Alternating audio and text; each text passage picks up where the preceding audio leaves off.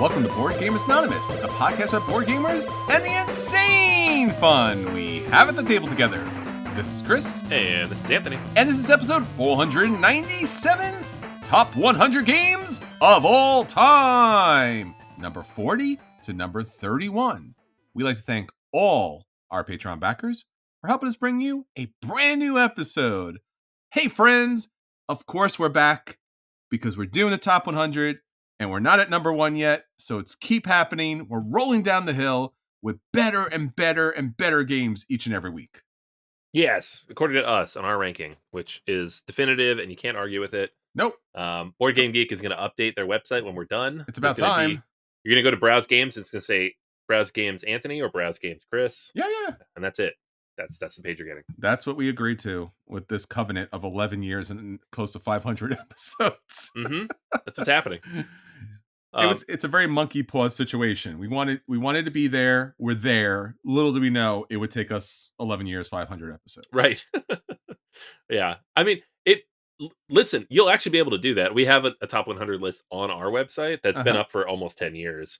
That I usually update within, I would say, 3 to 4 weeks of us finishing this episode every year. So go check that out when we're done. You can check out the old one right now if you want to compare it to what we're doing. Mm-hmm. But it's thorough and it has a write-up for every game, and there might even be links to where to buy them and stuff. Like it's a great way to look at it. No Board Game Geek, but they'll catch up. But wasn't it in fact like we were number 2 on Google?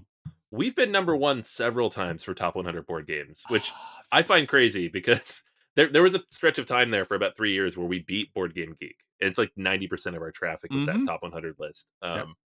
So hey, go visit it and make it get it back up there. I mean, it's still up there. It's like the first page, but let's just bump off Board Game Geek again. Let's do it. Yeah, I mean, let's be fair. Board Game Geek needs the attention. We don't really.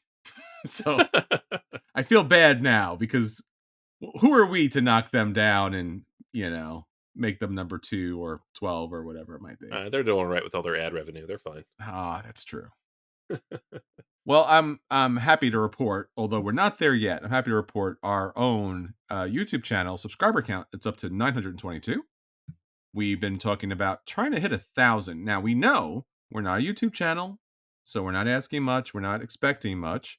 But considering the tens of thousands of people who are listening and watching this, depending on when that might be and where it might be 10 years from now. You'd be like, oh, I remember YouTube was a thing before the aliens and took it over or something like that. But as of now, if you do exist in this time and place of 2024, we would love and enjoy and appreciate if you would be one of the many people that would help add to our subscriber count so we can have a nice round number, because for some reason, round numbers mean a thing. So help us hit 1,000. Help us hand out 1,000. I wish 1,000 games. That'd be nice. We need to get some more Patreon number for that. Can we get some more Patreon number? Just turn that over really quick. Yeah. We just need like half of you to back us on Patreon. We can that'd be amazing. Games. And then we just turn around and give everyone games. We would totally do that. 100%. There would my dream, more or less, like since I was a kid, it was like I just want to be Santa Claus. Yes. Like I always wanted. I worked with kids for many years. I have a doctorate in working in child development. Like I just want to make kids happy, and adult kids too. Like if I could just give kids and people what they really need and want as far as like happiness and ideally tabletop games, that would be amazing. So we don't know if I mentioned it, but of course, thank the Patreons for getting us here to this point. And again, if you'd like to join us on patreon.com/BGA, help me make my dream come true of giving you games. So you give us money, we give you the games back. That's how it works. Like we're one of those weird non-capitalistic kind of, podcasts that we just don't want the money. We just want to give it back to you bigger and better. Right. Yeah. Occasionally my wife's like, what are you doing in there? And I'm like, nothing. Like we're not giving away all the money. It's a good time. So yeah, we definitely want to hit the 1,000 because as I mentioned at the end of the last episode, in case you missed it, on episode 500, which is quickly approaching, we are going to have a live episode of Board Gamers Anonymous on YouTube. Yeah. We're going to broadcast live. I think yeah, it'll definitely be on YouTube. It might even be on other channels. We will Ooh, confirm that next week. But yes. our fancy software here does allow us to live stream to multiple locations, Can including people YouTube. chat? Can they do the chat?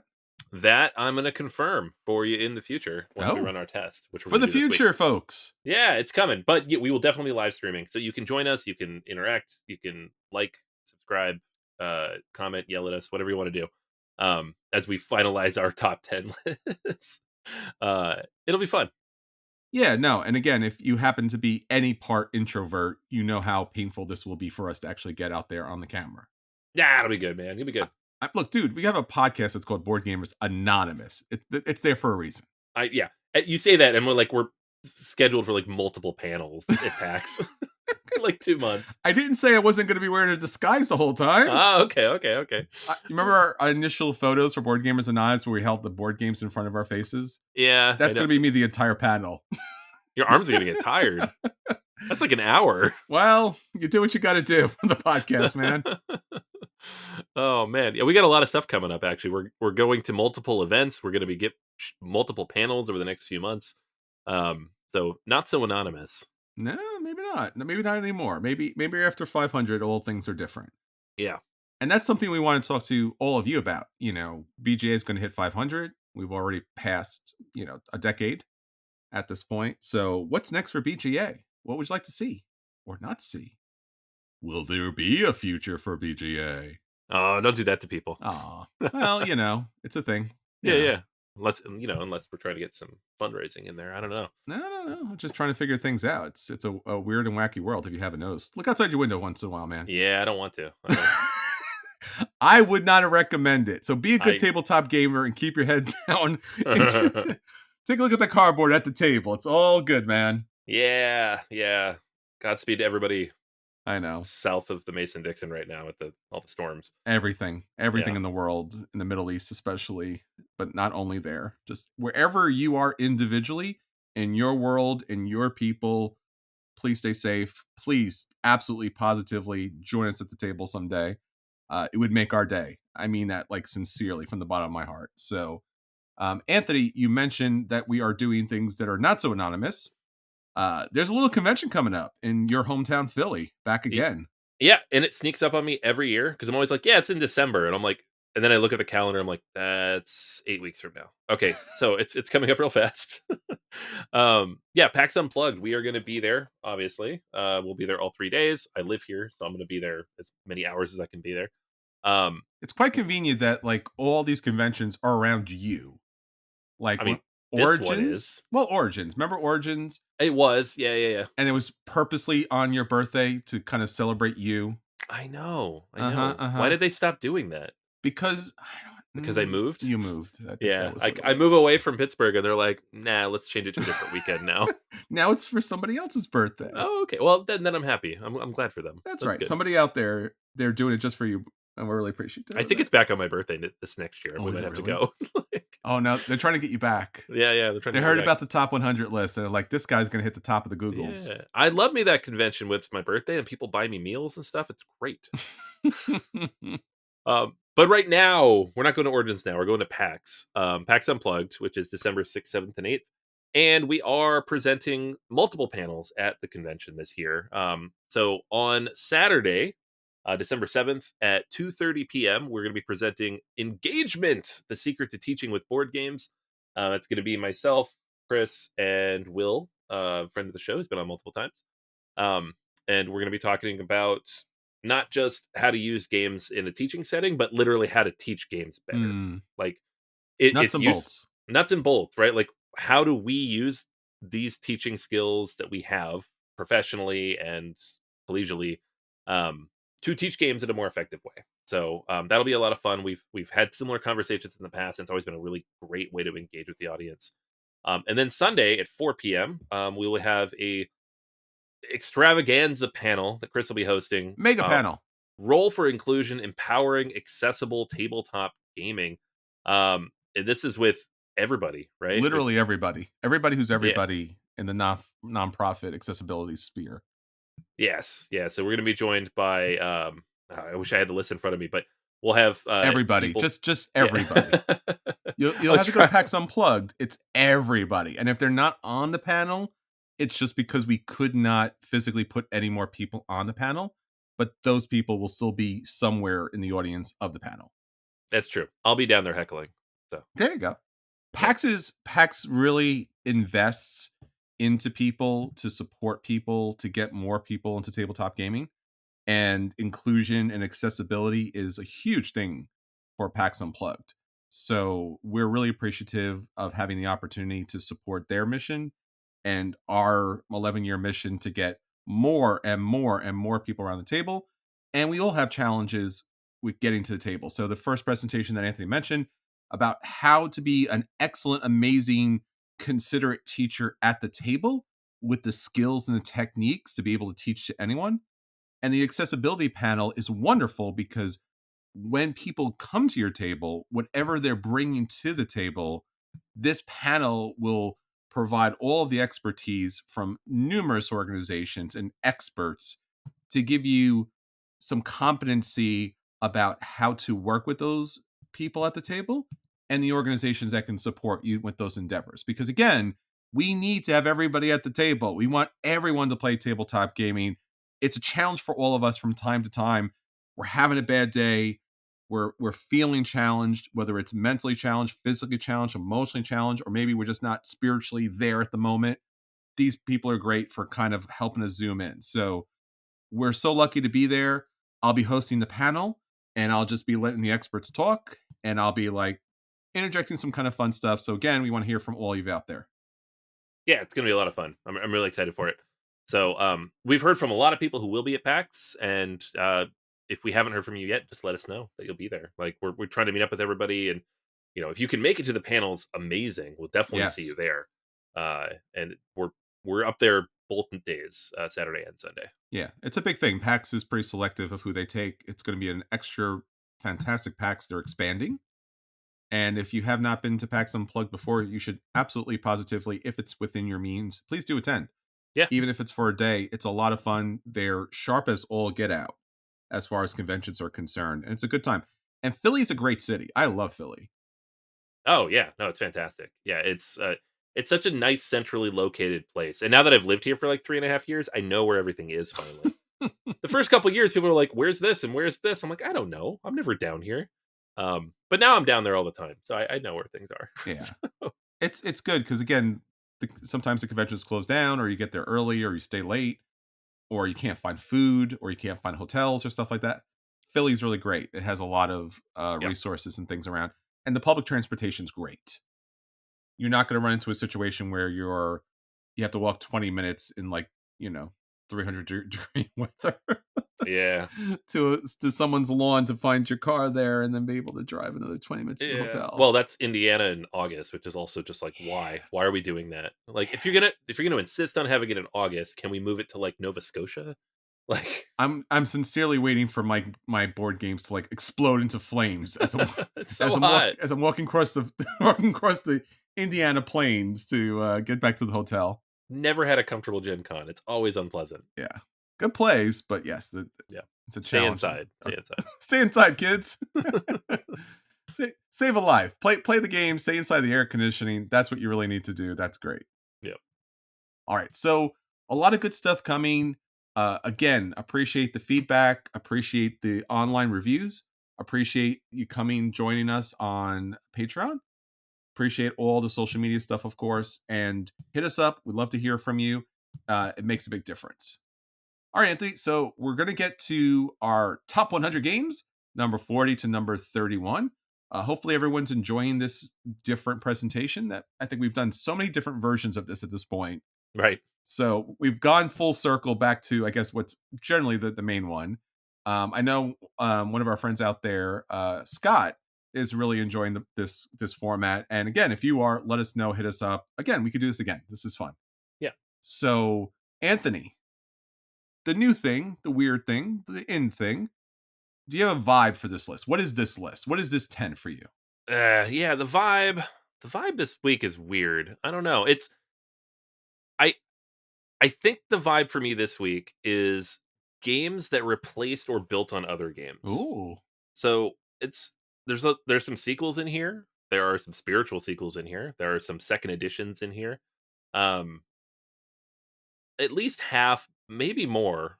In fact, I could spin that all of these are that. So, Whoa. uh, yeah, it's a like a weird mishmash of games that have some of these literally have replaced other games that used to be in my top 100, and other ones are just like I came across them and I'm like, oh, this is a new edition of some other game I never played, but it's great.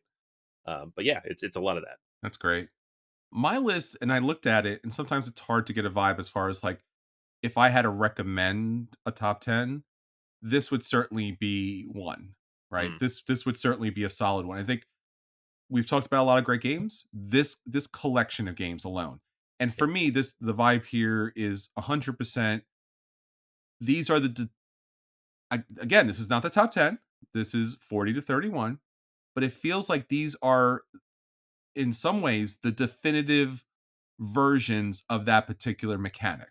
Mm, And that's what I'm really excited about this list. More than I think a couple of others, because I think I have really cool things to say about why these games are like, hey, this mechanic, this game owns this mechanic. right, Like this is the version of this. There are other versions, but certainly it just cracks at the table. Like there's something fantastic about it. right. All right, so Anthony, of course, let's get on to it. Number 40.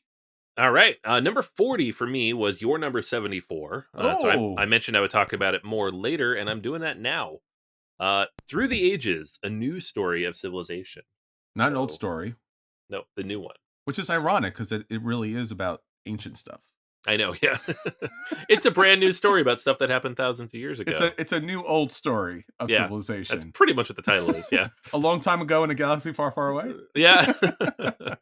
Albert Einstein and Napoleon walk into a bar. That's right. Uh, so this is the ultimate Civ game. Like I love me a Civ game. I have a few on my list, but this is like the granddaddy, biggest, most sprawling, most interesting version of that. Unless you want miniatures on the board, Hmm. this does not have. This is purely a card-based game. It's Vlaada Chvátil, so you know that it's not only extremely well designed and has a lot of intricacies in terms of mechanics, but it's also a little funny. It's also a little It is. quirky. Yeah. It's also got some interesting things that kind of deviate from those tight mechanics intentionally because Chvátil is such a genius designer. Hmm. Um, I there's something about building up that little personal Civ board, like where you are placing out those cards and you're getting your, building up your army and you're having your own little personal, leader there. And that's one of my favorite things about a Civ game, right? Is like those things that make it unique to you and that you're constantly cycling through. Um, the the like the military element of it, I I can kind of get taken or not taken by a Civ game based on how the military is integrated, but I think this game does a really good job of that. Um, the major thing that I have with this game that makes it difficult is that it's hard to get it to the table. It takes a long time to teach it. It takes a while to set it up because of all the different decks of cards, and it is long. Right, if you play with a full player count, this can take a long, long time. Similar to a lot of Chvátil's games, which like Mage Knight, another one I'll talk about later. It's a brilliant, brilliant game, but it says 1 to 4 players, which is crazy talk, Yeah. right? Through the Ages, it's not quite that crazy, but close to it. It's Yeah. like a 6 hour game you play with 4 players. Sure. Um, and so the reason I really fell in love with this game is because of the app, which is one Hmm. of the best, most interesting board game apps I've ever played, with one of the funniest tutorials I've ever played in a video game. Just really clever and interesting and unique, and it really captures the spirit of the game. And then going back and playing it on the table, I'm like, yep, that's what I thought, right? So I do still play it on the table when I want something more methodical and slower, and I don't want the game to kind of move the things for me. Um, through the Ages, yeah, I will say it's not my top ranked Civ game. There's still one more to come, Hmm. but it's very close. And in terms of complexity, it's my favorite that does it at this level with the amount of different things, the amount of different ways that things can interact with each other, the amount of stuff you need to keep in your head and balance and manage. Yeah, Through the Ages, a new story of civilization. It's a brilliant pick. It's I think we should also mention this was a new iteration of it, right? Yeah, There was a previous version of this that also sits somewhere in Board Game Geek's top something or another. yeah, they're weird, stupid system. They have It's both of bad. these I'm games in the sorry. top 100. I never played the first edition. I discovered Yeah. this game after the second edition came out, but I'm sure it was still good. No, no, it's it's you know, it's I mean, Shavaddle. I'm sure it was still sure. good. This is just more streamlined, which is great. And the expansion's very good too. Yes, Um, expansion is very good. don't just get the expansion with it. Don't even think about it. Like Yeah, it gives you a really good wealth of new leaders, and it's such a great game. And you mentioned the app. To this day, I'm trying to think. I'm really trying hard here. No, I can't.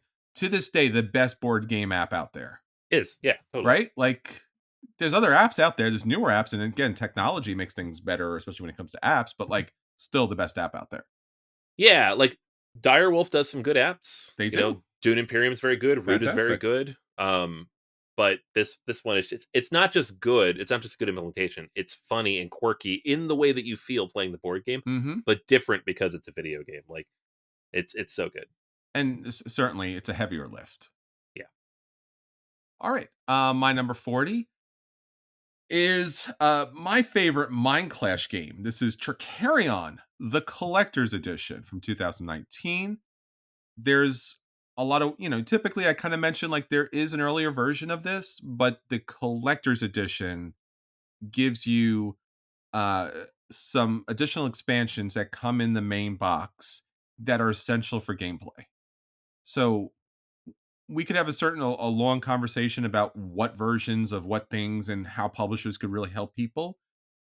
Tricarion's an amazing game for so many reasons. It's a medium to heavyweight Euro game, and it tackles one of the really fun errors of culture in the Victorian era, which is the magician, right? This almost steampunky, in some case, actual steampunky magicians and apprentices coming along to create all of these typically real modern kind of tricks and illusions, utilizing really brilliant worker placement actions. What's really great about this worker placement actions is the power of the different assistants or yourself that goes out to the board and the power that you bring to that board, whether it's like somebody low level or high level. It's not just like I'm putting a meeple out there and I get a thing. Like, no, what meeple are you putting out there?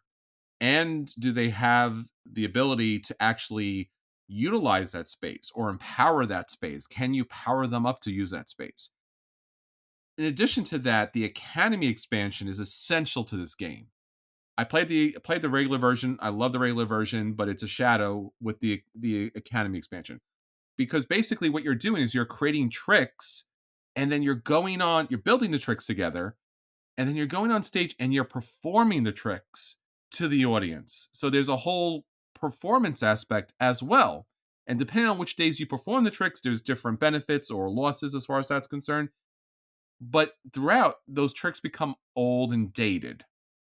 Now with the Academy expansion, not only do you get new students and new apprentices, but you're also able to take those tricks back and teach them. So like other younger upstarts can actually learn those tricks. Such a fun idea, such a thematic mechanic to allow things that you've built earlier not just to sit foul. You can actually utilize them in a real positive way and not just, oh, I did a thing and it's blocking up a spot and I can't use it anymore. No, you could do a thing with it. Fantastic production. This is my favorite, and again, this is hard to say because Mind Clash does so many great games. Tricarion Collector's Edition. I really like Tricarion a lot. Like I remember I learned it at your place. You taught it Hmm. to me. And it's such a fun, clever game. And like there's an RPG for it now too, because like the lore is so interesting. Hmm. I really, really wanted to like this to the point that I backed the collector's edition Yeah, and I had it for a long time. And I eventually got rid of it, not because I didn't like the game, but because it just wasn't getting played. sure. And it's incredibly highly in demand. So I Yes. was like, I could sell this for like $300. I'm gonna sell this for like $300, and if I really want to play this, I'll find somebody who And has then it it, went including poof, Chris. Yeah, poof. yeah, it was gone now. But it's a wonderful game. It's Yeah. fantastic. It's my second favorite Mind Clash game. Mm, gotcha. All right, number 39 for me. Another second edition because, like I said, Oh, that's what we're doing this week. This is a game that I actually did not like the first time I played it, the first edition. Uh, I actually deeply disliked it. I think I came on the oh, podcast and reviewed it and gave it like at least a dodge, maybe worse. Um, Part of that was the teach. Part of it though is just how fiddly and messy the game was. sure. and I know some people liked that, but I was like, this is just such a Oh, mess. yeah. Um, Eclipse, Second Dawn for the Galaxy, which is the second edition of Eclipse New Dawn for the Galaxy, which I love that I have 2 games in a row here that are like a new story, Second Dawn. This was not intentional, by the way. It's just how they fell down into the Sure. list. Um, so it's designed by Toko Takualeo. Probably saying that wrong. And it is a 4X Euro. It's like a more Euro-y version of like a Twilight Imperium type of Yeah. game. Where you are going out into space and completing these different objectives and building up your fleet and interacting with all these other players on this sprawling Mhm. hex-based map with all these little bits and bobs everywhere. Um, it's like you look at a picture of it and how busy that is. Yeah, that's about right. That's what the game feels like. Yeah. The first edition of the game was a mess. Yeah. Like not Mhm. mechanically. Mechanically, I'm sure it was fairly similar, but like it just there was stuff everywhere. The pieces would move all over your board. Like it just wasn't designed physically to do the things it was doing. And it was too long. And the expansions, there were so many of them, they just kind of dumped content on top of it. Um, so Second Dawn for the Galaxy, I did not back this. I was not interested in it. But I played it at a friend's house when I visited them in Pittsburgh a couple of years ago, and I was like, "Oh, this is actually pretty good. Like, this game actually works pretty well." Like, not only have they fixed the issue with like things like player boards, and now you have like your little personal tray that they designed, which is fantastic, by the way, to keep Mm. track of all your stuff. One of the better game tray implementations that I've seen. 100%. Um, but also they've streamlined in all of that expansion content where Yes. everything kind of flows together now. It doesn't feel like stuff is tacked on. It doesn't feel like the game's going to drag on for hours. I've played this game, a dozen times at this point. I don't think any of those games went past 4 hours. Which the first time I played it was like we stopped at 4.5 hours because we weren't going to finish and the place we were at was closing. And it's sometimes even shorter than that, like 2, 3 players. It just really it flies. Um, and that's not a reason to like a game, but it doesn't feel like I play Twilight Imperium. I know it's going to be 10 hours. It feels like it should be 10 hours. It has an epic feel to it. Eclipse is similarly epic, but it doesn't feel like it should take 10 hours to play, right? And it felt loose. This feels much tighter and more interesting and engaging, and like the way you build out the technology on your ship and you upgrade these different things. You have like your own little personal ships, and you gain these abilities that allow you to go out and do things. Like it feels like you're in charge of this fleet that you're managing in a way that other 4X games don't. Right? They give you ships, they have stats, maybe you get upgrades, but in this way, you're like really personalizing and upgrading and building things out. And yeah, there's combat and yeah, there's interaction, but really it's more of a Euro, right? Like it's an interactive Euro, but it is a Euro game. And for me, especially, that's amazing. So I fell in love with this game. Those couple plays I had in Pittsburgh, and then you and I, Chris, we played it when I Mhm. came back. Your copy, and I was like, this is great. I since have picked up a copy and I played it a bunch more times. So Eclipse, Second Dawn for the Galaxy, like it's always worth giving a game a second try because it's again, I really hated it the first time. What's interesting about Eclipse, especially the second Dawn for the Galaxy, is TI4 kind of owned the space. Yeah. So when you think about your epic science fiction opera, it's just TI4 is just the only answer. Period. You don't bother getting involved in anything else. Hmm. And with the second edition here, the second Dawn for the Galaxy, it really does earn its place. And like you said, it had all the really positive elements there, and it was able to streamline things in a really meaningful way, just like TI4 did. TI4 Hmm. was somewhat of a wide, clumsy mess too, and TI4 did a great job. Yep. And then again, you're like, but we don't need Eclipse now. We don't need a second edition of this. And I think it did. I do think it went silent for a lot of people. Yeah. And then, like you said, when it got out there, it's like, no, this earns its own spot. It's not either or. It's like it can be both.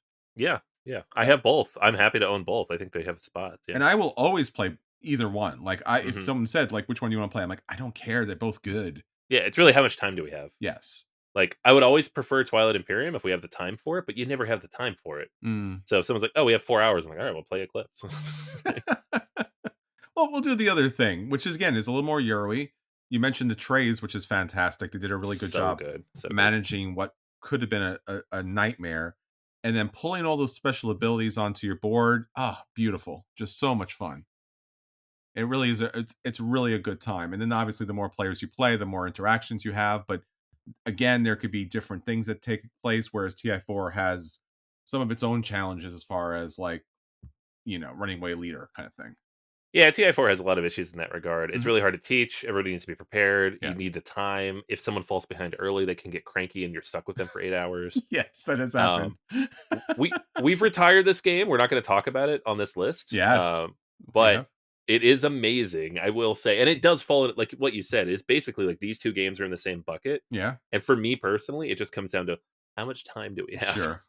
Like, I have a friend right now who's trying to get a TI4 game together, and I'm like, "Cool, but if we can't quite do it, I have Eclipse. We could just play Eclipse." Literally had this conversation like a week ago. It's Um, 100% apples and oranges, right? yeah. Yeah. Yep, totally. All right. Well, next up on my list, I talked about this list being very definitive as far as mechanics are concerned. I talked about Suburbia, where the worker placement, as far as the power of the worker, the energy that's required to activate certain spots, gives worker placement a beautiful additional kind of mechanic and weight to it that most games don't have. The other really kind of central, essential kind of addition for worker placement is Caverna, the Cave Farmers by our good friend Uwe Rosenberg.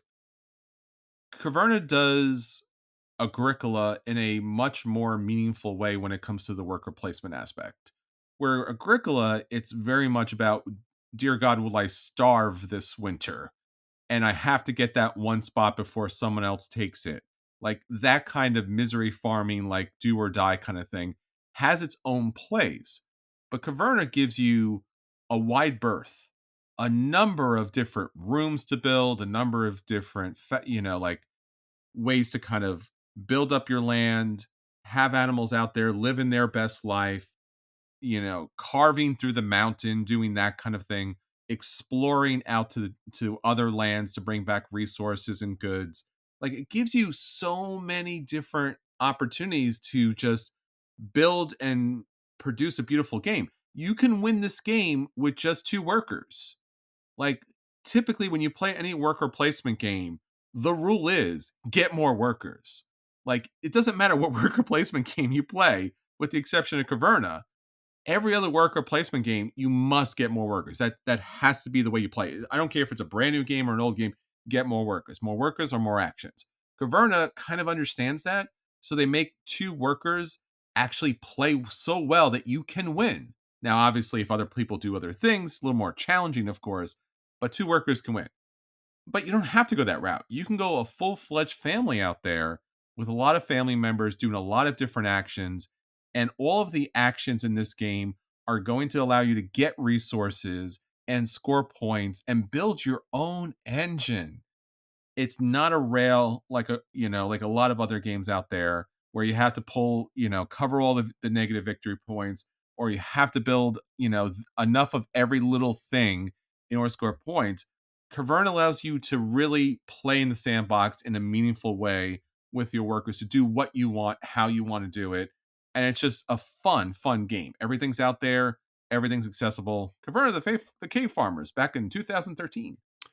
Yeah, I love me some Caverna. This was my, number 54. Talked about it 2 weeks ago, and I think, like, I love what you said there about, like, the workers and not having to get more. Like, most worker placement games, like you're saying, there is a very obvious best path for the Yes. first half of the game. Like, Hmm. whatever the path is to get more workers, that is the best path, and that's fine, that's the game, but then it makes it a little boring. You play it over and over again, it's the same thing.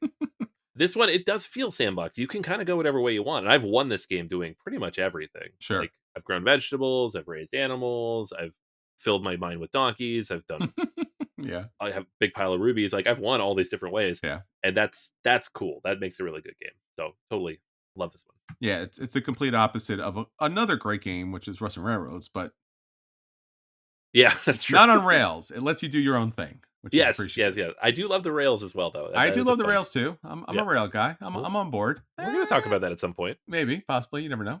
Definitely, definitely. All right. So let's move on to number 38. Number 38 for me is not officially a sequel, but it is like an iteration of a thing that we had seen a lot in the couple years Yes. before. It And was the talk. it was the talk, and to this day, it's the best iteration of this formula. Yeah. The fact that no one's copied this yet, I'm like, what are we doing? This is the best way to do it. It's Underwater Cities from 2018. Vladimir Suchi's his build up your tableau of cards and then build a thing game, right? It's terraforming Mars, but underwater. It's Wingspan, but underwater. However you want to think of it, right? There's a lot of these games now, Earth, etc. But the thing that all those other games have that Underwater Cities fixes is giant piles of cards, right? Huge, enormous decks that are really impossible to build synergy through with it without some amount of luck, right? Underwater Cities breaks down this deck into three distinct eras, and those decks are not that big, right? Maybe 100 cards in each of them, to the point where you're going to see a lot of different types of cards. You're going to be able to build your deck in different ways. You can draw from different places. Scoring cards come from a different location based on an action that you take. It has a worker placement component to the game where you will be putting out your workers around the board and playing a card together, which is another thing that we see a lot of. And that ensures that you always are able to get something on your turn, right? It's not just based on whatever cards you drew and being able to play those cards. You're also able to go to the board and take these different actions and, you know, build labs or build new cities or build routes between the cities, roads, or whatever. There's always options for what you can do. And the result is no matter what path you take, you're always going to build up your city to some degree and it's going to look great. It's one of the best tableau building type of games out there, period. And it's one that I can continue to revisit over and over again and always get something different out of. It is one of the rare games kind of in this bucket, especially in my top 100 at least, where I would consider the expansion, if they sold the boards separately, it would not be essential at all. It's an expensive expansion because it has all this stuff in there, but the actual expansion stuff, like where you're building the museum and going like all that other stuff, don't need any of that. I don't think it's very interesting. It makes the game longer, but you get variable player boards that are in set. So like the base game comes with like the flat mats and things slide all over the place. Um, that makes the game better in a lot of ways as well. So it's, if I love Terraforming Mars, Wingspan's great, Wormspan's great. This game does that particular mechanic where you're drawing cards from a large deck and building a tableau and trying to create synergy with your own cards in a way that none of those do quite as well because they can't, right? I would love to see more games have this really curated experience with different decks at different ages and different eras or however you want to do it. Civ games do it too, right? We talk about Through the Ages. We talk about these other games where you have multiple decks based on like the period of the game that you're in. You kind of have to, otherwise things just get all cluttered and messy. So, Underwater Cities, great, great game. I will be talking about this on a later episode. Ooh, There's the thing.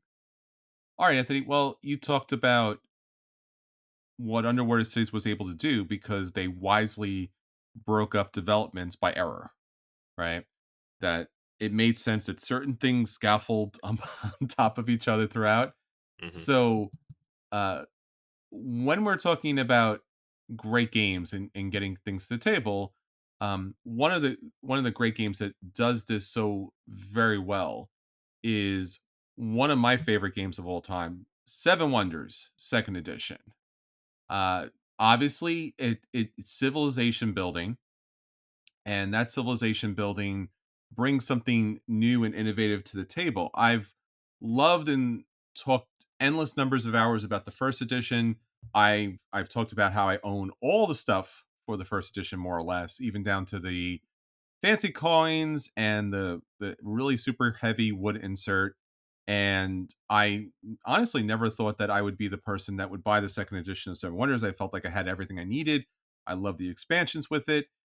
Seven Wonders, again, one of the definitive mechanics is the card drafting, and it's still found in the second edition, but the cards are more streamlined. The final bonus big guild cards at the end of the game are better. The board actions are better. So again, if you want to kind of give someone a definitive, talk about the definitive drafting, it's going to be Seven Wonders. And the fact that it breaks it down to the three different eras, the three different ages, so that you can see your civilization being built up on a tableau in front of you. You have this beautiful wonder board that's going to give you special abilities, opportunities to tuck cards to build up that wonder. And it's also going to give you opportunities for science and culture and technology and military, and then just building up your money and your bank and your special abilities. And it's quick, it's streamlined. It takes probably one play to get through to learn how the drafting mechanic works, but once you get down, you could sit down, play a very quick civilization game at the table. It's a game that I always come back to. I always play. I play it online all the time, still to this day. I enjoy it a great deal. I'll talk about another Civilization game that's a little bit higher on my list. But again, one of the Civilization games that's always like the Civilization game when it comes to the card drafting, the tableau building, and just the streamlined aspects to it is Seven of Wonders, the second edition. Seven Wonders is great, man. It's a great game. Play that anytime. All right. Next up for me, number 37. And this is a brand new game, obviously, that we've only had for like a month. The reason it's this high is that I previously had the first iteration of this formula, Dwellings of Eldervale, on my list. And so I still like that formula. And now we have Andromeda's Edge, which is that formula, but in space and with some more stuff thrown in the box. And by some stuff, I mean a bunch more stuff thrown in the A box. bunch more stuff. Yeah. So much more stuff Tracks, thrown in the man, box. tracks. Tracks on tracks on tracks. um, it's a worker placement game, right? At the end of the day, but you have like different types of workers, and they're going to go out and they're going to take different actions based on where they are. In this case, they're ships, and you're going to, you know, they have a base level of activity, things they can do. Um, but you can also upgrade them over the course of the game with these different abilities. You can get like a special faction only ship. You have special faction abilities. Uh, the base ships that go out, you can build on. You can build buildings out on these planets. You are interacting with all of these different things. Like so, you have locations that you're gonna go and take actions that are gonna let you do a bunch of stuff. So you're gonna buy these different upgrade tiles. And forgive me because I can't remember all the terminology. Science, what is it? Science, industry, commerce, civilization. Those are the four types of tracks that you can The go up, and there's military. tile Yeah. and the military, right? Yeah. And so you buy these tiles, and they give you different abilities Conquest. Yeah. that you will be able to take with your workers when you take them back off the map. It's just cool. It's got all these different things baked into it that remind me of all the different things I like about different types of worker placement games. But then it throws in some of those elements of it's not a 4X game at all, but it gives the theme of one, Mhm. right? Which I love. I like the theme of a 4X game can be just as much fun, if not more so, than a 4X game if you want to play something that feels like that, right? So yeah, there's combat, but it doesn't really hurt to lose in combat.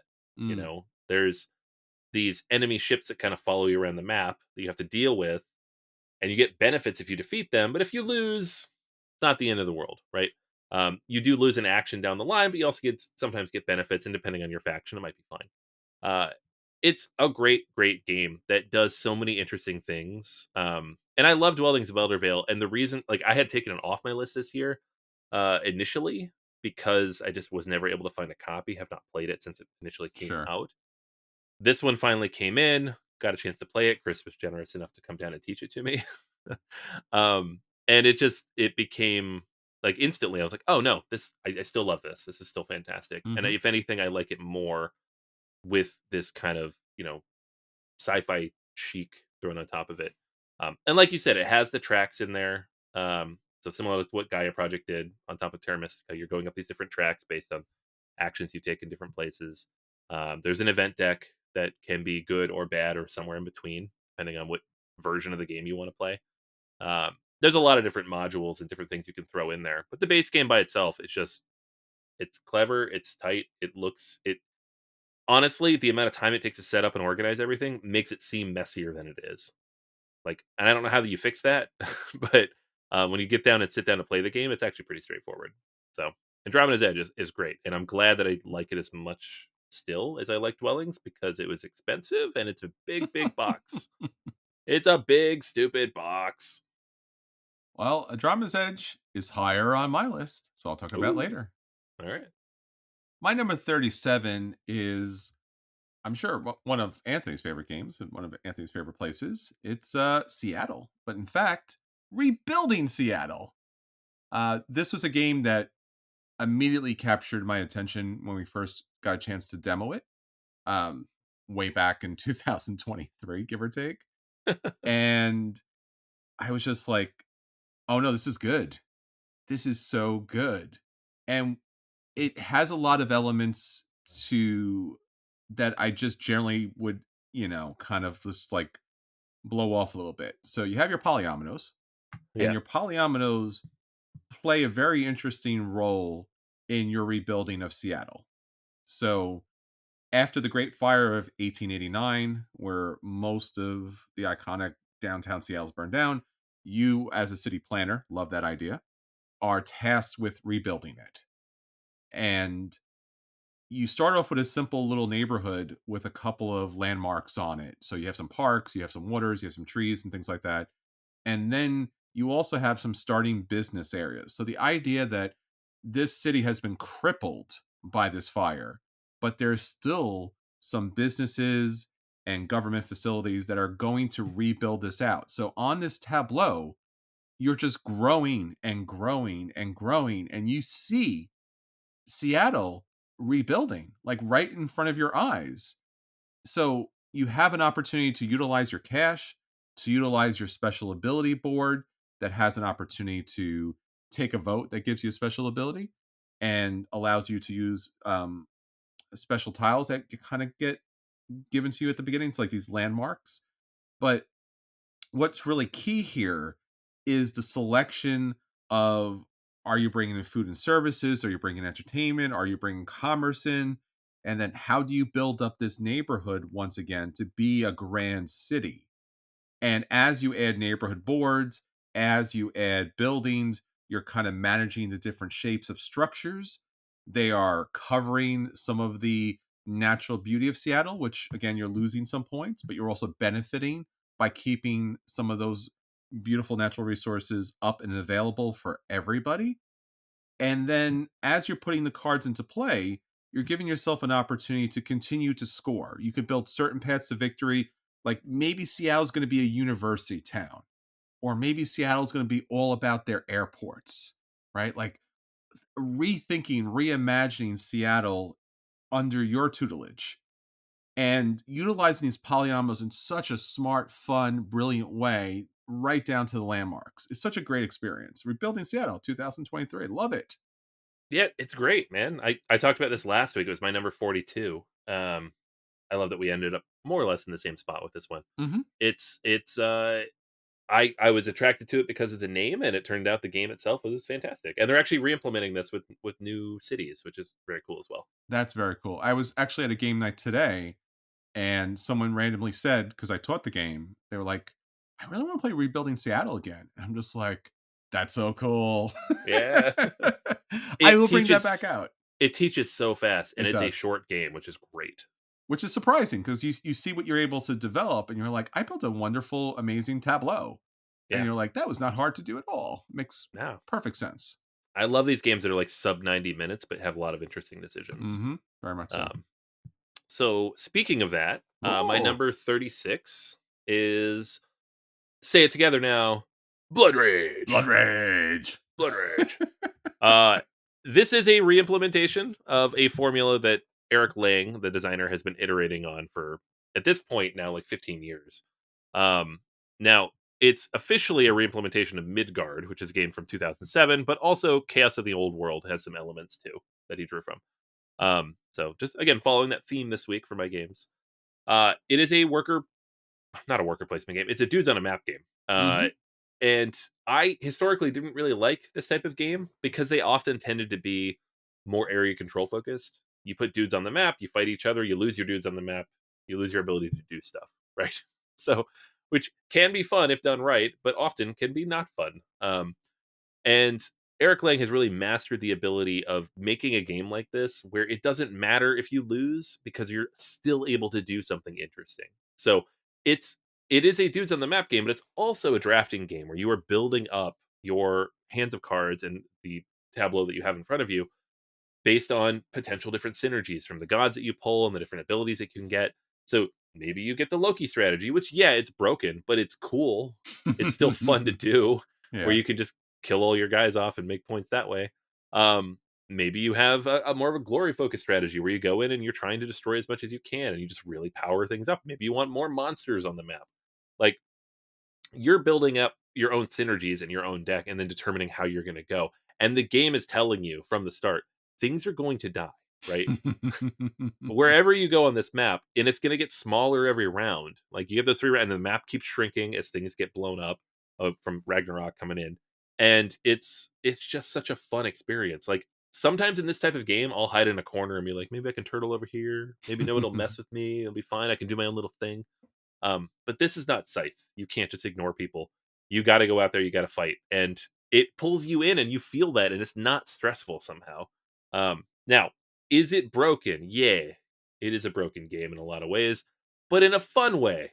Like, It's meant to there be are games. broken. Yeah. It's meant to be broken, right? It's not meant to be like this balanced competitive thing. I have played games where I beat people by like 200 plus points, and And that probably sucked for them, yeah. but I've also lost by like 150, 200 points. It's Mm. fine because that's just the way the game goes. Like, you aim for a strategy, people can hate draft around you. Maybe you just don't get the cards you need. You're not going to do what you want to do. It happens. But it's short. It's fun. Everybody's actions are interesting to watch, and uh, it doesn't like. There's a bunch of expansion stuff that came out mostly through Kickstarter stuff, but you don't really need any of it. It just adds more variety to the table. Um, Blood Rage, man.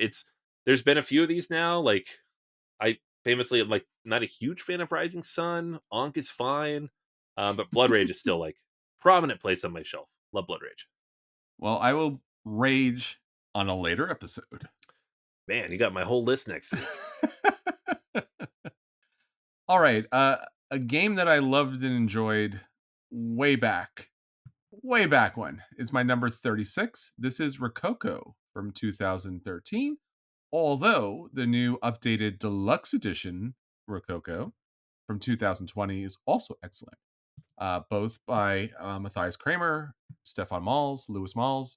The deluxe edition has the one and only Ian O'Toole on Rococo, but the original version from 2013 has Michael Menzel, who he's keeping his own. Like, I love Ian O'Toole, but Michael Menzel, like, he comes to play.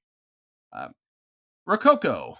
If you don't know anything about Rococo, it's the age of Rococo. It's the age of opulence. It's the age of lavish balls and fancy clothing and amazing fireworks and decorations and beautiful, beautiful deck building.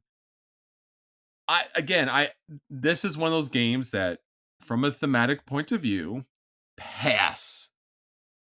But when I played it, the deck building in this game is so smart and innovative. Earlier, Anthony talked about some really great deck building games and some really good hand management games. What I love here with Rococo, again, has some of the best multi-use cards, and also when you're actually able to play the cards from your hand and play them out, whatever cards you have left, you're gonna play them. So it allows that opportunity for you really to kind of focus in as you're building your deck. Like, there's something next level with it. Usually when you play a deck builder, like, you gain cards into your hand and then you get rid of cards of your hand, and like, you gain new cards and you discard cards and you try to wean your deck out to be low. Rococo is all about being able to utilize all the different craftspeople, artisans, royalty that come into play to be able to create wonderful, beautiful, typically dresses and dress coats. Again, a theme I never thought I'd be into, but now when I have the opportunity to get a great game to the table, when I want to show off a little bit, it's Rococo. And I'm like, bro, Rococo. And they're like, bro? And I'm like, bro, Rococo. Uh, it's just a beautiful game in the deck building, the card playing, pulling together the different fine threads and fabrics to make the dresses for women, the dress coats for men. And then there's a really cool element as far as the area control on the actual board itself. There's a lot of ways to score points. There's a lot of activations that happen, a lot of special abilities that will benefit you throughout the game. Just a really fun game. Whatever version you get, it's great. It's Rococo again, multi-use cards, card drafting, deck building, area control on the board, and just a beautiful building up and utilization of all the great thematic play from sorry, from Matthias Kramer, Stefan Malz, and Lewis Malz. I love the theme of this game. Yeah. Like, I think it's like this is one of the games I point to, and I'm like, we need more diverse, interesting things. If we're gonna go, you know, back in time and look at the Renaissance or the Age of Enlightenment or any of those things, like let's get themes that are more domestic or more interesting or more engaging than just like get on a boat and go steal stuff from some people. Like that's all these games in this time period. Almost like that was a problem. Yeah. Now, like if you think about it, the stuff that they're making here probably was also stolen, Oh, but sure. whatever. We can't disown the entire society. No, not so Um, much. but yeah, it's great. I love this. Yeah, and especially with the deluxe edition, it really does bring different designs and different artisans from around the world. And Mm, the box and the production is like crazy. It's Eagle yeah. Griffin. It's Eagle Griffin Eagle 2 production level, which is just it's like a Lacerda version. You're just like, Yeah, I know, wow, yeah. So why? fancy. Fancy, super fancy. Well, fancy components in it. Yeah. All right. Next up for me, number 35. This as recently as a week ago, this was a different game. Oh man. Yeah. And it is the same game technically, but it's a new version of it. So this is The Lord of the Rings Duel for Middle Earth, which is a reimplementation of Seven Wonders Duel. Seven Wonders Duel was sitting at number 35 on my list when I made the list. Mm-hmm. So I got in Seven Wonders, or sorry, Lord of the Rings Duel for Middle Earth about a week ago and have played it several times. And if this was just like a brand new game based on no particular mechanics, I wouldn't be able to that quickly say it's my top 100. Like that would be really fast. But it is Seven Wonders Duel with the Lord of the Rings theme, with the new artwork from Vincent Dutrois, and it really it's just my favorite version of this now. Wow. So I'm not going to remove Seven Wonders Duel from the list. I'm just going to replace it with the better version to me. I see a theme. That's what I've done. It's a bit of a vibe there. Right. So this is designed by Antoine Bauza and Bruno Cathala, same guys who did Seven Wonders Duel. And it is the same basic mechanics, right? You're going to lay out the cards over 3 different rounds in a tableau in the center, and you're going to draft them taking turns. So if you played Seven Wonders Duel, it's the same layout of cards. Where the game differs the most is it streamlines a lot of stuff, right? So there are multiple ways to win still, or multiple ways to work towards winning, I should say. Um, but in the original Seven Wonders Duel, it was like this mishmash of you can get points, but if you complete any of these other objectives first, that's how you win. It's still technically like that, except now there's no points. They've replaced the points with the track to move the ring. So there's this very cool track, the slide track at the bottom of the board, where the hobbits are trying to move the ring to Mount Doom, or yeah, to Mount Doom, and then you have the ring race chasing them. If the hobbits make it destroy the ring, they win the game. If the ring race catch the hobbits, they win the game. You can never move backwards. So every time you gain a ring card, which is like a card of Gollum with ring symbol, you move forward on this track. So you really have to be careful. Like you have to hate draft these cards. Like before, like the point cards were almost throwaway cards Yes. that you could just ignore. You're like, I'm not doing points, it's fine. You can grab those point cards, whatever. I'm gonna go for military, it's fine. Um, Now if you just ignore those cards, you're gonna lose the game every time because your opponent's just gonna catch up to you or you're gonna make it away. Like depends on which side you're on. So that's a really cool mechanic. The other thing is the game, if it doesn't end from that or uh the replacement to the technology tokens, which is these like affinity tokens with the different races of Middle Earth, then you go to the board, and the board is area control to an effect, like whoever controls the most of these cities on the map. You can place out permanent installations on different cities based on these tiles that you can take in, which are effectively the wonder cards, but now they allow you to affect the main board, or you can put out individual um, fighters to different locations. And so you're trying to manage that. And if at any point you have presence in all the cities on the map, then you win the game that way too. That's the military victory. So it streamlines a lot of stuff, right? You don't have to worry about like how much does it cost to buy this resource. Every resource you don't have costs one. That's very simple now. It gets rid of the point mechanism, which is always the most boring way to win the game because it just means you got to the end of the game and nothing happened. Yes. Uh, it adds a really cool chase mechanic in place of the military track, and I love the military track in Seven Wonders Duel. But I think this is more it's thematic and it fits the theme really well. The artwork's really nice.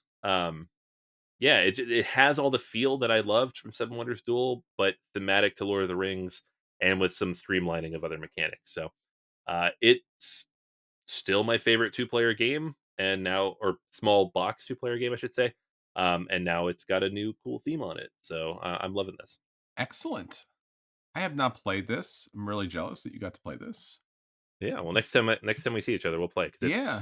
still a 30-minute game, so which is I great. try to pick it up and it like literally vanished Yeah, in front of my eyes. I think it someone is hard to find right now. yeah. I mean it's a beautiful production, not just the artwork, but actually the little pieces Hmm. are really nice to have on the board.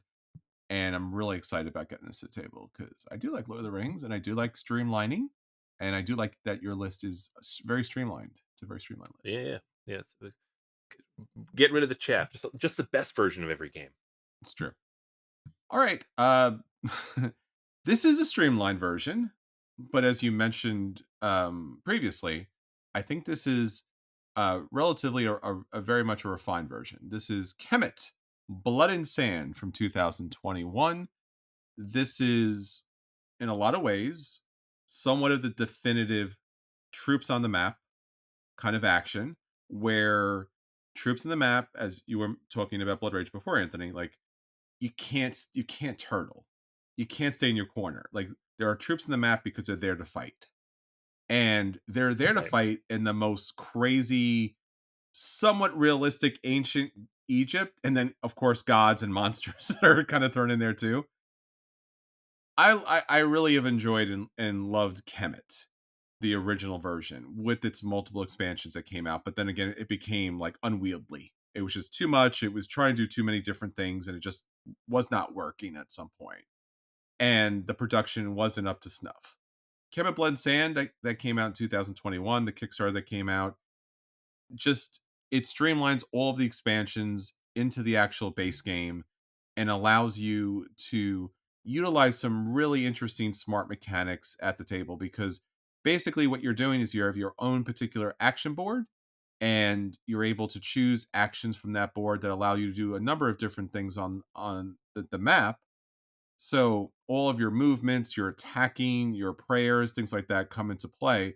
But really, where this game stands out and what makes it more than just plastic miniatures on a board,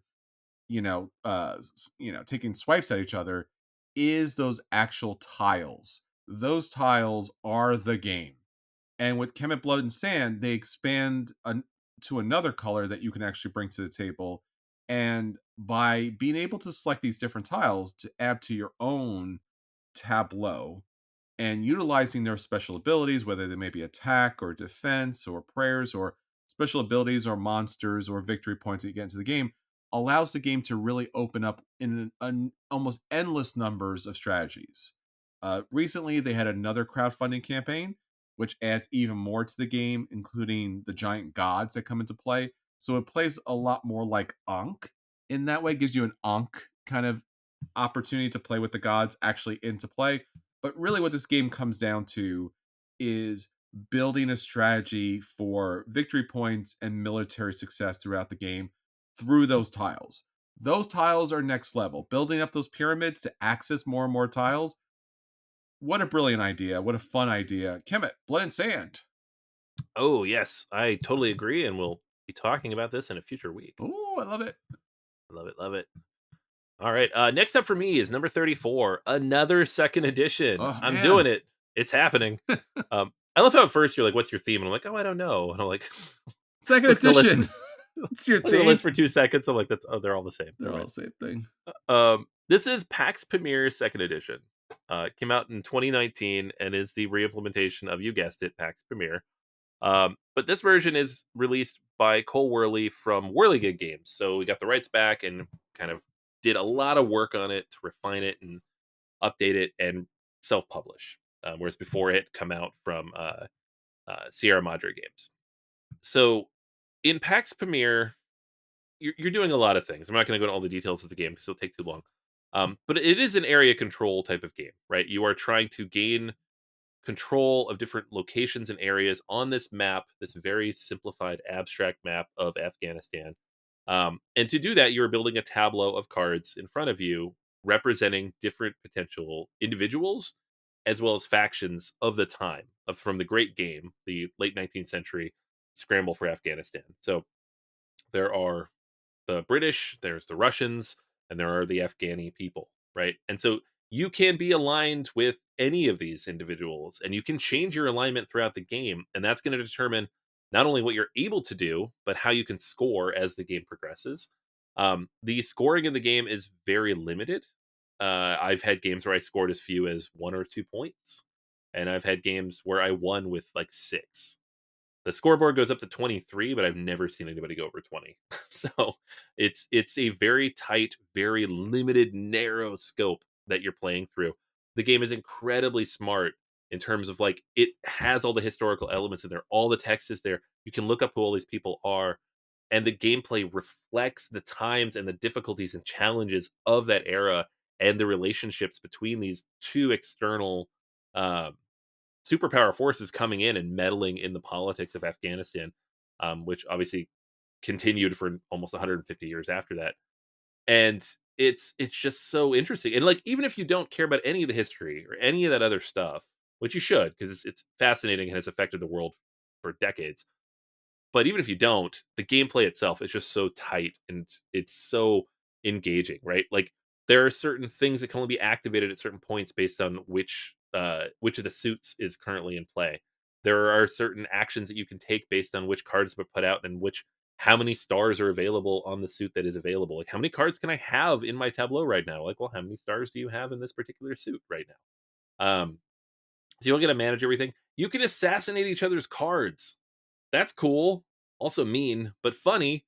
Uh PAX Premier Second Edition somehow manages to feel like a very smart game and also just like a very fun, engaging game at the at the level of any game that we would play. One of my favorite games. This is the game that made me think like, oh, I really like Root. Oh, I think I just really like Cole Worley and what he's able to do with games as a medium. And it's just fantastic. I'm really glad he went back to the well and redid this one. It's a fantastic game. And again, like I was talking about Rococo, this is the theme, and this is a game that I would not play. I would pass Right. over. And I play it and I just like this is fantastic. Yeah, I remember I brought it. I brought it to play. I'm like, y'all are gonna like this, and everybody at the table because it was you and like a couple of your friends in Jersey, and I'm like, yeah, no, it's good. It's a good game. Just ignore the theme. It's fine. If you care, that's all really cool, but you don't even have to care. Like the game is good.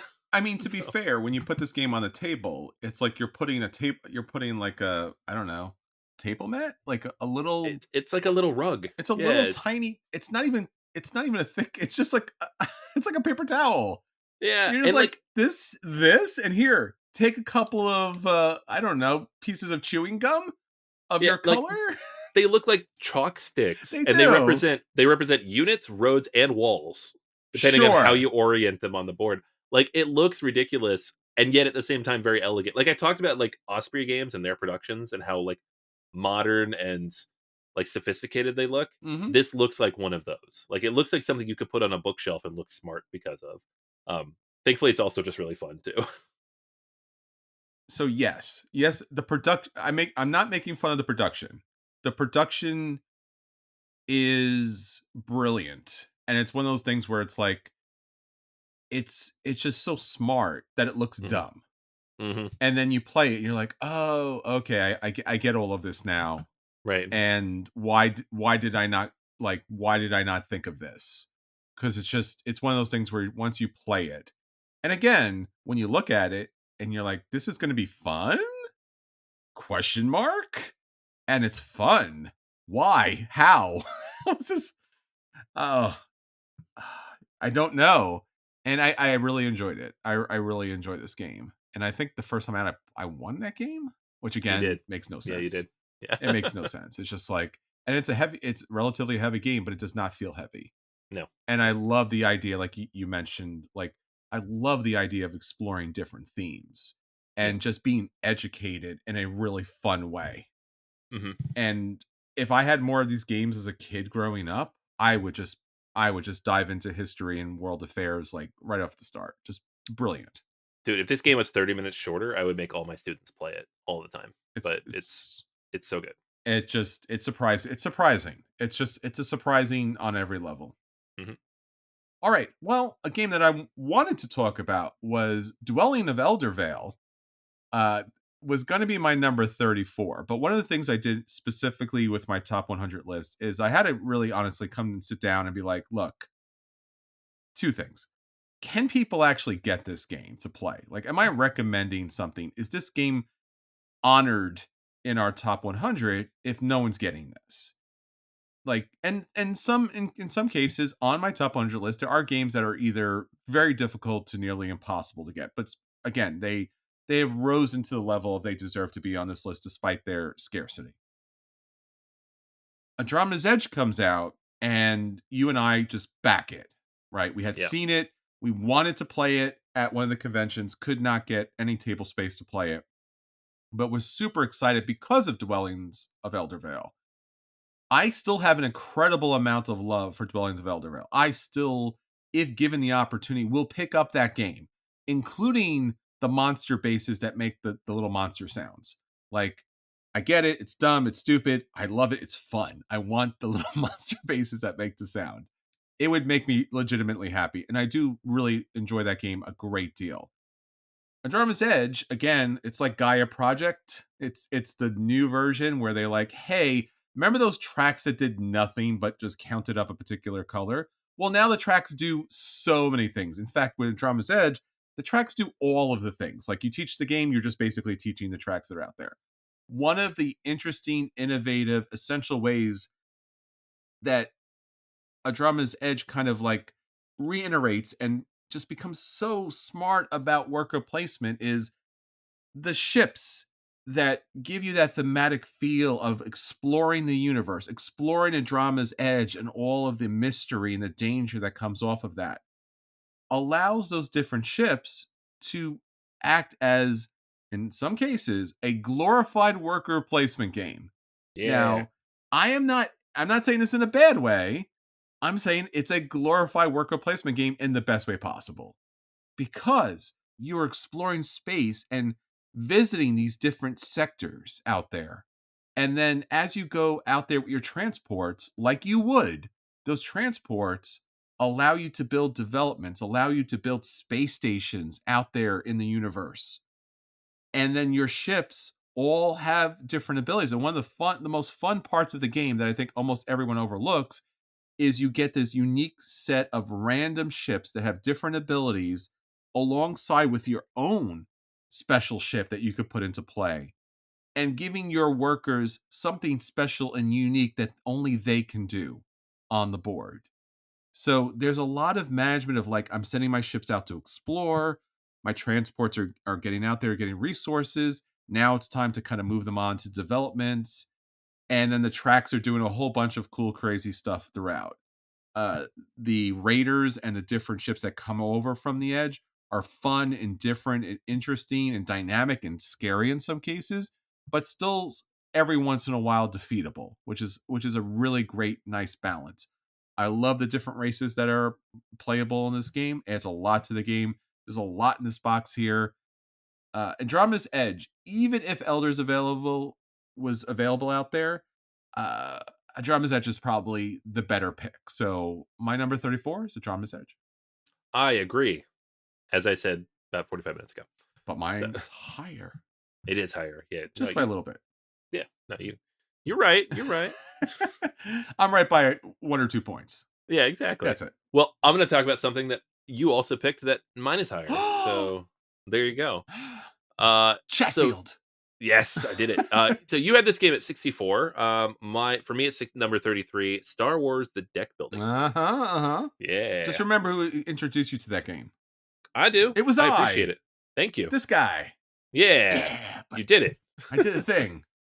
This is like the one on the list that isn't really directly based on anything, except it is kind of a ripoff of Star Realms. So It is a second edition in a way. yeah, right.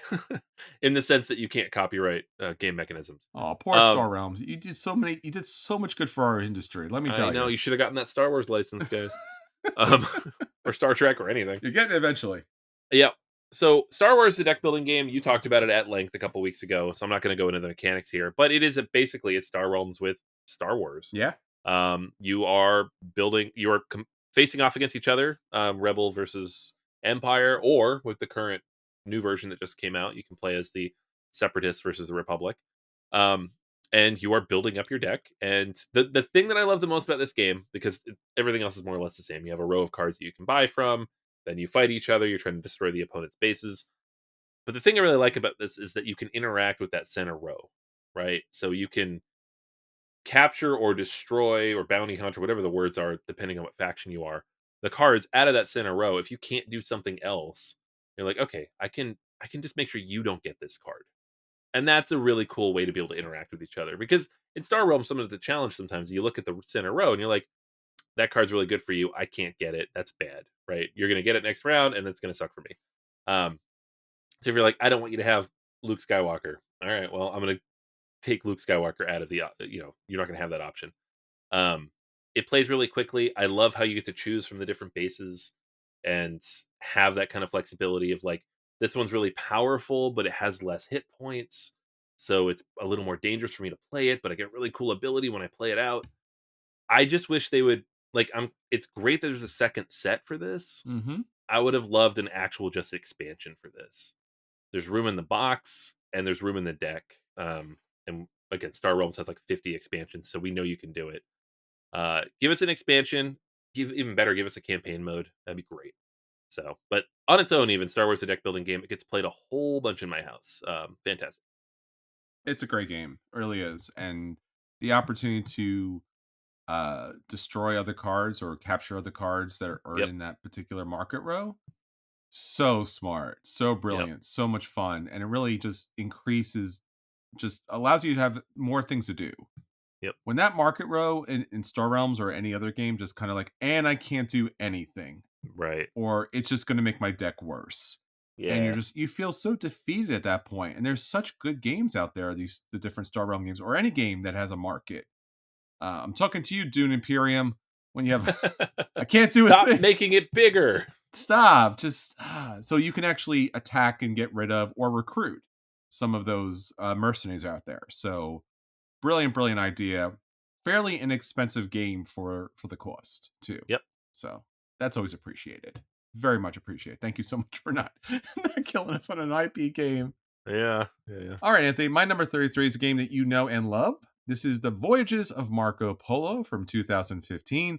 I've been talking about the essentialness of certain mechanics in these games that they kind of like they own it. The Voyages of Marco Polo can or should be able to do two things, right? Contract completion and travel. A little light on the travel side, but that's for Marco Polo 2 to talk about a little bit more. But it does do travel. The dice in this game is really fun, rolling the dice to see what actions and abilities you have available to you to allow you to get resources from the market to travel all of these distant lands. Marco Polo's out there journeying through China, crossing the Silk Road. It packs a lot of punch for worker placement by utilizing the dice that go out there on the board, by utilizing probably the most interesting dynamic single special player power in any game. Like you can get player powers in almost any game out there. When you get a player power in Marco Polo, you're like, broken. This game is broken, man. Literally every Broken. time. Yeah. And when you play for somebody with the first time you play with someone, they're always like, "Is this right?" And you're like, "Yeah, that's right." And they're like, "Are you sure?" I'm like, "Yeah." They're like, "I'm gonna win." You're like, "No, you're not." I mean, there's Simone Luciani and Danielle Ticini, like they just know this. They just know how to do this. The math, however they math this game out. Bravo, boys, bravo! Because the dice that go out on the board, you get low dice. They can be modified. They can be mitigated. They get out there on the board, and the contract completion is fun and fast and fluid. Just a lot of great opportunities for a lot of great placement here. The Voyages of Marco Polo, 2015. Yes, wonderful game. So wonderful, I will talk about it I later. knew it. Yeah, you did. All right. Next up for me, number 32, game that came out in 2020 in the heart of us sitting in our own homes, not playing with other people. Um, Lost Ruins of Arnak. This game jumped into my top 100 immediately. Like I played it maybe 3-4 weeks before we did our list in 2020. Mhm. I loved this game. In fact, I just played it last night. You sure it's not Dune Imperium? Because I hear they're the same game. Yeah, that's what people said, and eventually I was like, no, they're not. They're not. Not at all. Stop doing that. Yeah, they have one thing in common, which is a big thing, but also not really. It's a different game. Sure. So it is a worker placement slash deck building game. You have a certain number of workers. You are placing them out on the board to take actions. You're also building a deck with which to do various things. The cards will help you place things out. That's the thing that the two games have in common, right? And you only have two workers, so really, like 80% of what you're doing, and towards the end of the game, like 95% of what you're doing, has nothing to do with those two workers. Those workers are just a way to access some pretty powerful sites, get resources early in the game, build up your engine as you get going. But ultimately, what you're trying to do is explore the jungle, right? You're going out, you're trying to find various treasures and explore, get deeper into the temple. It's an Indiana Jones game, right? You're going out, you're trying to find all these treasures, and the game itself plays so smoothly. It like I could teach this game in like 10 minutes. If somebody has a basic understanding of deck building, I'm like 10-minute game, it's easy. Your deck, quote unquote, starts with 6 cards. Like it's not even like a full 10 card deck to start. It's like 6 cards, and they're very simple action wise. Each card has like a location that you can go with it. Like so you have like a boot or a jeep or a boat. Later you can get airplanes, um, and that's where you're going to place your workers. But at the end of the day, it's really just a very simple action selection, and then you occasionally place workers out on the map. I really, really enjoy just like how streamlined that is and how you can build up your deck. You have the ability to buy artifacts or items. Items are good for you later. Artifacts are good for you immediately and later. That balance changes throughout the game. Like the market shifts as the game gets later, where there's more artifacts available and less items because the artifacts are more immediately useful. Um, and you can choose to just focus on that track, go up the way, try to maximize your points on the temple track, or you can choose to try to maximize your points by exploring different sites. Uh, and what really makes the game by itself is great. It made it on my top 100 right away. It's a fantastic solo experience, but the expansions have really added a lot of content to it. Right, the expedition leaders, where you have asymmetrical powers start the game for each of the different leaders, and they play slightly differently. That's what really makes the game so good. There are multiple solo campaigns for this as well, including a free one that's been available the whole time. I've played this game not the most of anything since 2020, but very close. It's like my third most played game in the last 4 years. Because again, I played it last night because I'm like, I have an hour and a half before bed. The kids finally went to sleep. I just need my brain to shut off, and this game is good for that. It's great. Lost Ruins of Arnak. It it just didn't make it. It was on the edge of my list, and I don't. I'll be honest with you. I don't have a good reason. I There's too don't. many games. That's the reason. It's just. It certainly should be on my list. It's honestly just there. Like my ratings on Board Game Geek are rather high for it too. Yeah. It's an 8. It's an 8 for me on Board Game Geek. Yeah, And it is so yeah, it's such a like a simple yeah, complexity to it. Like I don't it's so hard to describe, and I've struggled with this for years, but it just feels right. The game flows the way it should. sure. And the expansions are great. Yeah. And Yeah. I love the different asymmetrical player powers that you get. And as the expansions go on, they become more and more diverse. And I mean, it's great. It's a great solo game too. Yeah, it's kind of I wouldn't say it's taken over from Terraforming Mars. It's like the most played solo game for me, but it's close. I can It's see very that. close. I play it a lot. 100%. And again, it's smart. I guess, yeah, no, it's a great. It's got to come out. I just got to. We're playing Play this. more. Yeah, play more. We just got to play it more. All right. My number 32 is a game that I've talked about a lot, and if you listen to the podcast, you know this is my favorite game that I do not own any of it. And it makes no sense. And I talk about it all the time. And I constantly am looking for a sale because I'm like, look, everyone I know owns this, and I've played this game. This is one of my most played games of all time, just because everyone plays it. I love the game. You love the game. Matt Gertz loves the game because he created it. It's Concordia, but this version I'm going to throw in here is Venus from 2018. So it's trading in the Mediterranean, folks. Depending on the map that you play, because there's a lot of different maps that come along with this. This is a 2 to 6 player game that allows you to.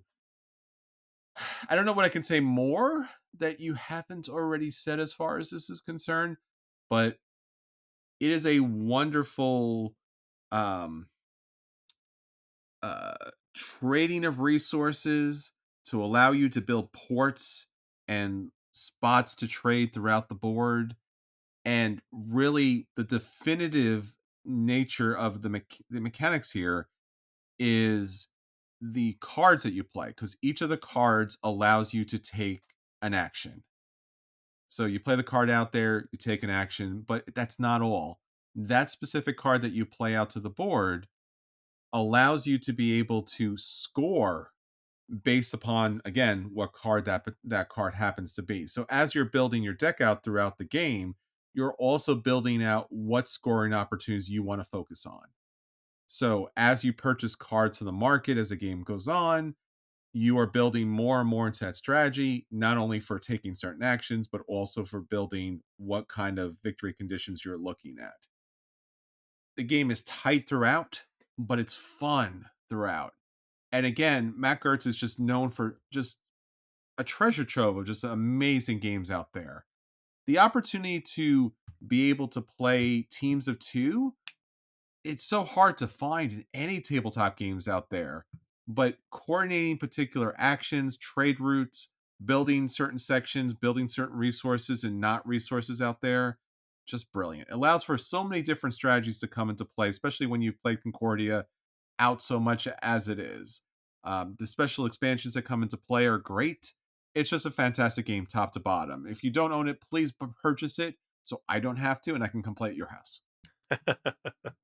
Yeah, I love how high this is every time when you, like, still don't own the I game. still don't own the game. How does this happen? I don't know. It's good though. It's funny. It's a running gag. 11 years in, give or take. Yep. Someone will just send it to you. You're like, "Oh, now I own And it." now I That's own not it funny. and it breaks the curse. Yeah. Suddenly you're like, "I don't like this game anymore. It's fine." I think it's also one of those things where, like, if I purchase it, I gotta buy all the versions and all the maps of it just because, like, it's that game, right? Like, Yeah. how do I not own all of the things for it? So, I did eventually stop looking. Like, I have, like, 5 maps, and I'm like, "I'm not gonna sure. play it most of these." And I'm sure there's more that have come out, but I stopped looking. There's So that one map where, like, the rivers are really drawn on very tiny, and yeah. I'm just Yeah. like, you guys hit a wall at this Yeah. point. It's no good. Yeah. I also have the app, which is App is good. good. Yeah. It's a good app. Mhm. Yeah, Concordia is great. It was on my list, I don't know, a couple weeks ago. It was good. All right, my last one this week, number 31, is also a Matt Gertz game, right? That's cool that we did that. Matt Gertz is like the Um, best, man. We don't talk about Matt Gertz enough. Matt Gertz is awesome, yeah. So this is my favorite Matt Gertz game. It is called Antique 2. Mm.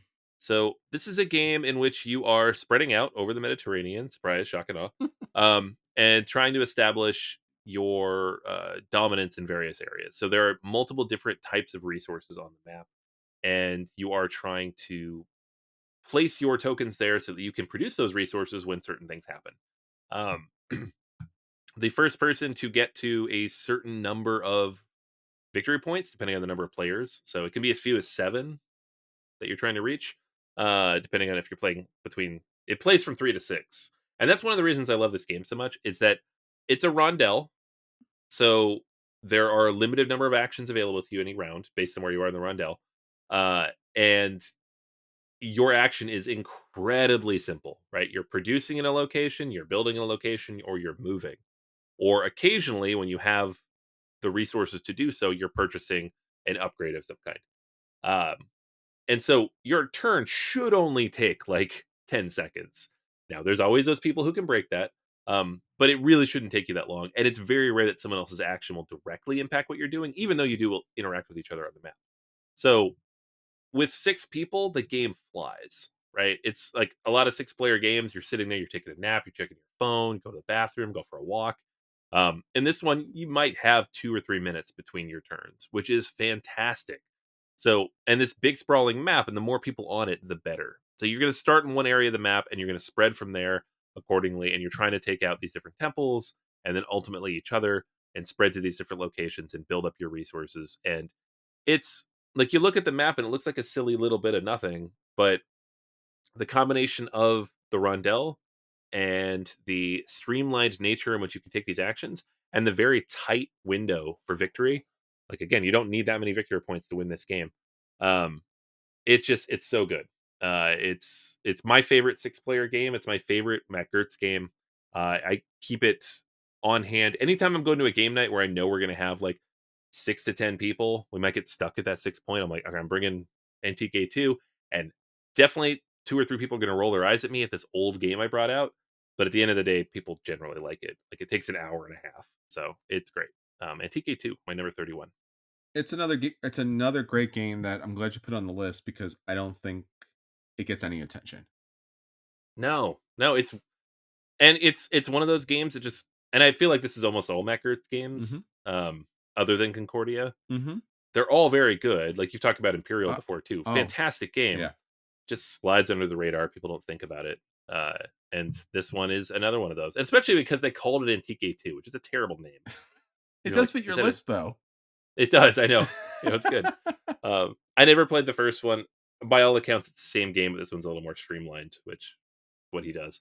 Um, Yeah, But I yeah, I wish more people played it. I wish it looked a little prettier and more inviting. It's sure. not, but it's good. I've played both. Both are good. Yeah. Two's better.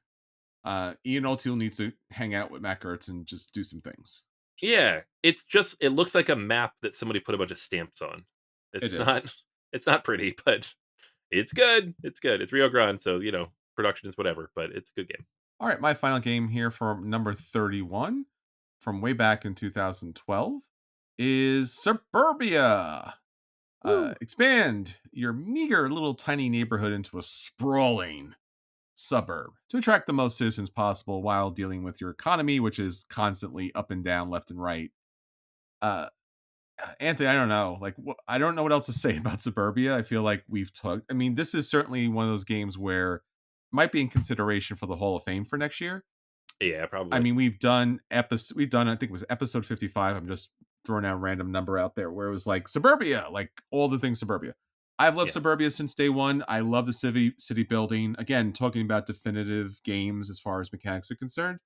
City building, tableau building. It's Suburbia, right? Like, I mean, you wouldn't think of any other game when it comes to those two things kind of put together. The expansions are great. Being able to build those long sections that kind of connect, wonderful.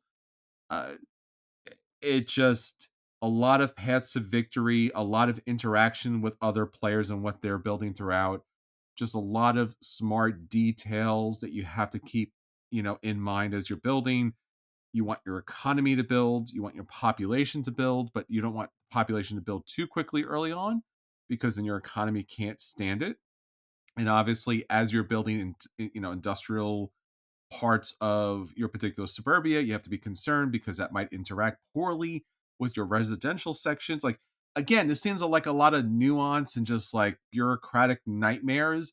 But when you sit down and play it, it's bright, it's beautiful, it's clean. The new super deluxe, fantastical Kickstarter version, even better and brighter and just more colorful and fantastic.